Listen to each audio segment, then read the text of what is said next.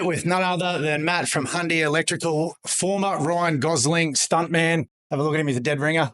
So he used to get in there. Pretty boy. But yeah, just a few questions, few tips on renovating with electrical stuff. Obviously, the electrical side of things is something that you want to hand off. You don't want to be doing it yourself. So, mate, first things, what I'd ask you is we have rewired this whole house. Now, for me, I'm an idiot. I look at wires. I go, they're good. Why would you rewire a house, essentially? Number one thing would be safety. Like a lot of older houses don't have the right cable installed. Well, it was the right cable back in the day, but now to our current standards, it's not. This house, not so much. Cable is good. It's just because we've had so many changes, it just wasn't going to reach to the new locations that we wanted. So instead of having 50,000 J boxes or joins or in your roof, we've had to go and rewire. Ah, yeah. Like say, we've come in here, we've got a skylight, we've got different heats and exhaust fans through here. We've changed all the downlights through there. You can't just grab your old wires and go, oh, we're coming this way, 600 mil or something like that, or we're going that way. That doesn't work. Literally, like you could see how busy this one is. Like you've probably got, what, 12 cables there. I think the last light switch was over here. So for us to join 12 cables and just to take it to that location, and then eventually that's not going to reach, say, our downlight. Okay, this is a grand project. We've changed everything. We've got all these bright ideas, a lot from Pinterest.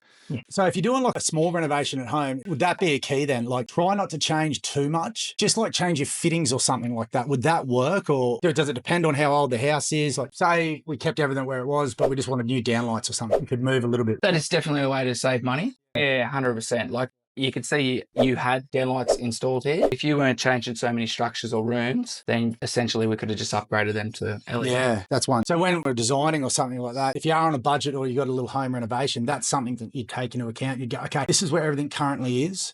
Let's just upgrade those things and try not to move them and maybe put like one or two more feature lights or something like that. Yeah, 100%. That'd upgrade the rest. You know, change your switch plates as well is a nice way of modernising your house. You probably see in a lot of old ones that they're just an old white one. For this place, we're going to use Clipsal Iconic, which is a more modern switch, which will make the house look a lot better. And then I suppose one thing as well, when you are renovating, you're thinking, what's something that people don't take into account that would make a big difference? Like that switch thing, I wouldn't even thought of it. And is there like small upgrades that you can make that make a huge difference? I know we're talking about putting sensors somewhere or different coloured light switch or feature lights, like isn't going to be such a bank breaker, I could guess. Yeah, the switches would be your number one thing. Like to upgrade them, it's very little. All the cabling's installed in the right spots. So it's just more modern, brighter, fresh bit of paint, even though they're there really. LED lights, mate, you've got them in your pantry, in your bar, your walk-in robes. Like they're something that adds value to a house. They're modern, they're beautiful, they light the areas up really well. To be continued.